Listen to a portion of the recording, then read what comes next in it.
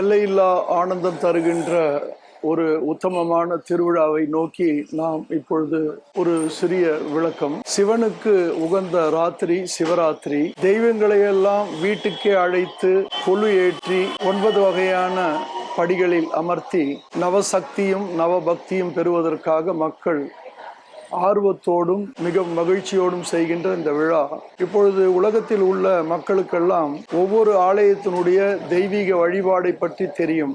ஆனால் வரலாறு பற்றி தெரியாது. இங்கு இருக்கக்கூடிய கொலு பொம்மைகள் ஒன்றொன்று பின் ஒன்றாக இருக்கக்கூடிய தசாவதாரம், அஷ்டாவதாரம், ஏனைய பண்டைய கால பொம்மைகளினுடைய வரலாறு இப்பொழுது இருக்க போட நவீன காலங்களில் இருக்கக்கூடிய கடைகள் எல்லாம் இல்லாத பொழுது ஒரு மக்கள் எப்படி வாழ வேண்டும், அவர்களுக்கு வழிகாட்டியாகத்தான் இந்த கொலு வீற்றிருந்தது. அந்த காலத்தில் இந்த மண்ணினால் செய்யக்கூடிய அந்த மகத்துவத்தை, நிலம், நீர், நெருப்பு, காற்று, ஆகாயம் எனும் பஞ்சபூதங்களை மக்கள் எப்படி இயற்கையை இறைவனாக நேசித்தார்கள் என்பதை காட்டுவதே இந்த கொலு. இது 9 நாட்கள் ஒரு அமாவாசையினுடைய முதல் நாள் பொம்மையை வைத்து துவங்கி 9வது நாள் முடித்த பிறகு விஜயதசமி என்கின்ற நாளை வெற்றிகரமாக கொண்டாடி நிறைவு செய்வார்கள். இது விவசாயிக்கும் ஏனைய மக்களுக்கும் பயன்படக்கூடிய ஒரு விழாவாக இருக்கும்.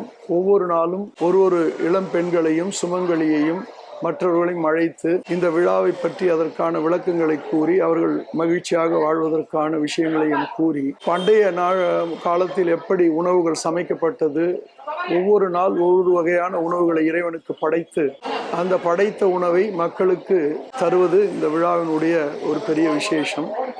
ஒரு நவராத்திரியில் ஒருவர் செய்கின்ற ஒரு விசேஷம் அவர்கள் வாழ்நாள் முழுவதும் மிக மகிழ்ச்சியாக இருப்பதற்குண்டான அடையாளங்களை தருவதே இந்த நவராத்திரி. குறைந்தபட்சம் முடியாதவர்கள் பக்கத்தில் இருக்கக்கூடிய ஆலயங்களில், வீடுகளில் சென்று இந்த நவராத்திரி விழாவில் கலந்து கொண்டு ஆனந்தம் பெற வேண்டும். நம்முடைய நோக்கம் என்னவென்றால், இயற்கை தான் இறைவனாக இருக்கின்றான். அது மண்ணில் செய்தாலும் அல்லது காகித கூழில் செய்தாலும் அது செய்கின்ற நாட்களில் அவர்களுக்கு ஏற்படக்கூடிய அந்த மகிழ்ச்சி என்பது பேரானந்தத்தை தருகிறது. எனவே அனைவரும் நவராத்திரியை சிறப்பாக செய்து ஆனந்த மகிழ்ச்சி அடைய வேண்டும். அனைவரும் பிறவாவரம் மரவாநிலை சர்வைக்கிய பீடமேறி மகா சக்திக்கு உட்பட்டவர்களாக அனைவரும் இருக்க வேண்டும். உலகத்தில் மக்கள் பசித்துயர் இல்லாது இருப்பதற்காக நடைபெறும் இந்த திருவிழா அனைவருக்கும் நவவித சக்தியையும் நவவித பக்தியையும் தர வேண்டும் என்று கேட்டுக்கொள்கிறேன். அடியேன் சுவாமி சாய் ரவிச்சந்திரன், திருவண்ணாமலை கிரிவல பாதையில் பசி துயர் இல்லாத உலகம் என்ற ஒரு கோயில் இருக்கிறது. வருகின்ற மக்களை உணவை வீணாக்காது பகிர்ந்துண்ணும் பழக்கத்தை போதிக்கக்கூடிய கோவிலில் நவராத்திரி மிக சிறப்பாக நடைபெறும். அங்கு மதம், மொழி, இன பாகுபாடு இன்றி நடைபெறுகின்ற விழாவையும் அனைவரும் வந்து கலந்து கொள்ளுமாறு அன்போடு கேட்டுக்கொள்கிறேன். ஓம் நமக் சிவாய, ஓம் சாய்ராம். நவராத்திரி விழா செய்வதால் ஏற்படக்கூடிய நன்மை என்கின்ற ஒரு விஷயம் என்னவென்று நீங்க கேட்கிறீங்கன்னா, முதல் மனிதர்களுக்கு 9 வகையான சக்தி இருக்கிறது. நவசக்தி, நவபக்தி, நவவிதமான கர்மாக்கள். மனிதனுக்கு நமக்கு தெரியாமலே நிறைய, எப்படி சுற்றுப்புற சூழல்கள் பாதிக்கும் பொழுது ஒரு மிளகாத்தூள் அரைக்கிறாங்க, அங்க போய் நின்னீங்கன்னா அந்த வாசனை தான் வரும். ஒரு ஊதுவத்தி கொளுத்துனீங்கன்னா அந்த வாசனை தான் வரும். இது ரெண்டுமே உங்களுக்கு கேட்டு வராது. அந்த மாதிரி தான் கர்மா கூட. இந்த மாதிரியான சேர்க்கப்பட்ட கர்மாக்கள் கழிவதற்காக நடைபெறுகின்ற விழாக்கள் தான் இந்த நவராத்திரி. இந்த நவராத்திரியில என்னன்னா, எல்லாருமே நல்ல எண்ணங்களோடு ஒன்று சேருவதால் அங்க தூய்மை நிலைச்சு நிற்கும். ஸோ வேற இடங்கள்ல போகும்போது நெகட்டிவ் ஜாஸ்தியா இருக்கும், உங்களுடைய பாசிட்டிவ் குறைய வாய்ப்பு இருக்குது. நவராத்திரி செய்வதால் நவசக்தி நவபக்தியும் பெருகும். வாழ்க்கையில் பொருள் ஈட்டி புகழ் நாட்டி தர்மத்தோட வாழணும். வழக்கமா இப்பொழுது 9 படிகளும் நம்ம வாழ்க்கையினுடைய 9 நிலைகளை காட்டுவதற்காக வைக்கக்கூடியது. வழக்கமா மூதாதையர்கள், முன்னோர்கள் நமக்கு ஒரு பழக்கத்தை சொல்லி கொடுத்துட்டு போயிருக்காங்க. இந்தந்த படியில, முதல் படியில இயற்கையும் இறைவனும் எப்படி இருப்பாங்கன்னு கேட்டீங்கன்னா, முழு முதல் கடவுளாக இருக்கக்கூடிய சிவபெருமானை முதல்ல வச்சுட்டு, அப்புறம் தசாவதாரங்களை வச்சு, அப்புறம் நம்ம வாழ்க்கையில் அன்றாட நடக்கக்கூடிய விஷயங்களை வைத்து, குருமார்களை வைத்து இப்படி செய்யணும். பெரும்பாலும் மண்ணினால் செய்யக்கூடிய பொம்மைகள் தான் விசேஷமானது. அப்புறம் இப்பொழுது பேப்பர்லேயே செய்யறதையும் வருது. கட்டாயம் மனித வடிவில் வாழுகின்ற மனிதர்களையோ அல்லது மனிதன் பொருள் ஈட்டி புகழ் நாட்டி எதற்காக இவர்கள் இந்த தொழில் செய்கிறார்களோ அவர்களை ஊக்கப்படுத்துவதற்காக இருக்கக்கூடிய உருவங்களை கட்டாயம் மனித உருவங்களை அவசியம் வைக்கவே கூடாது. அது மிகப்பெரிய தவறு. ஏனென்றால் மனிதன் தெய்வமாகலாம் என்கின்ற ஒரு நிலை எப்பொழுது வரும் என்றால் அவன் தன்னை தானே அர்ப்பணித்து தன்னுடைய தான தர்மங்களை முழுவதுமாக தரும் பொழுது குரு அந்தஸ்தை பெறுகிறான். மனிதன் மகானாய் புனிதனான பிறகுதான் அவன் மகான் குரு ஸ்தானத்துக்கு வருகிறார்கள். எக்காரணத்தை கொண்டும் நீங்கள் விரும்புகின்ற அரசியல்வாதிகளையோ அல்லது திரைப்பட நடிகர்களையோ இதில் எந்த வகையிலும் சேர்க்கவே கூடாது. அது ஒரு மெகா பெரிய தவறு. அவர்களை அழைத்து உங்க குழுவுக்கு கூப்பிடுங்க. வந்தாங்கன்னா விசேஷம். பெரும்பாலும் வரமாட்டாங்க. அவர்களை எல்லாம் வர சொல்லுங்க. ஒவ்வொரு வீட்டுக்கா வர சொல்லுங்க.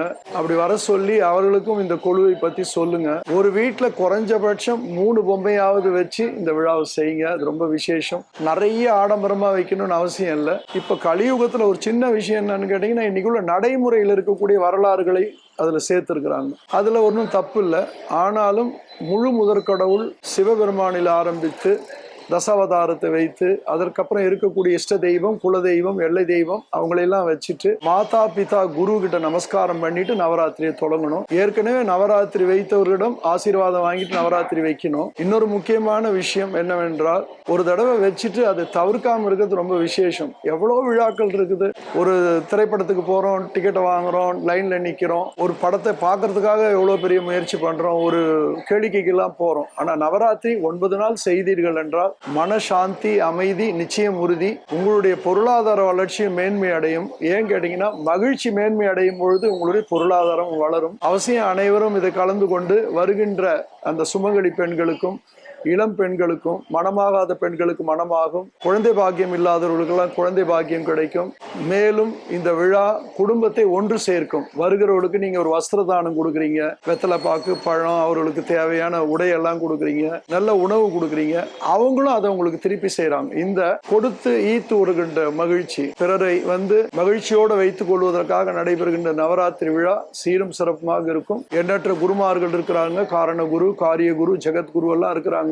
அவர்களையெல்லாம் வணங்கி வாழுகின்ற காலத்தில் வாழ்ந்து மனிதன் புனிதனான மகான்களை தவிர மனிதர்களை அவசியம் வைக்க வேண்டாம் என்று என்னுடைய சின்ன கோரிக்கை. இது சுபஜெய மங்களமாக இருக்க வேண்டும். நவராத்திரிக்கு நீங்க ஒரு மந்திரம் சொல்லணும்னா ரொம்ப விசேஷமான மந்திரம். சுபஜெய மங்களம், சுபஜெய மங்களம், லக்ஷ்மி, சரஸ்வதி அவர்களுடைய பெயர்களை சுபஜெய மங்களம்னு சேர்த்து நீங்க 9 முறை சொன்னீங்கன்னா விசேஷம். இதுல சுபமும் இருக்குது, ஜெயமும் இருக்குது, மங்களமும் இருக்குது. அதனால இச்சாசக்தி, ஞானசக்தி, கிரியாசக்தி உங்களை அடையும். பூர்வ புலன்கள் சுவையாகி தத்துவ வித்துக்கள் அரணாகி பாரின்கோ தேவர் வசிக்கின்ற தேவர்கள் எல்லாம் தீ மகிழ்ந்து உங்களை எல்லாம் ஆசீர்வதிப்பார்கள். எனவே இந்த நவராத்திரியை அனைவரும் ஒன்று சேர்ந்து மகிழ்வோடு கொண்டாடுங்கள். இது மதம், மொழி, இன பாகுபாடு அற்றது. அனைவரும் ஒன்று கூடி நவராத்திரி செய்வோம். வாழ்வாங்கு வாழ்வோம். ஓம் நமக் சிவாய. ஓம் சாய்ராம். இந்த வீடியோ உங்களுக்கு பிடிச்சிருந்தா லைக் பண்ணுங்க, ஷேர் பண்ணுங்க, கமெண்ட் பண்ணுங்க.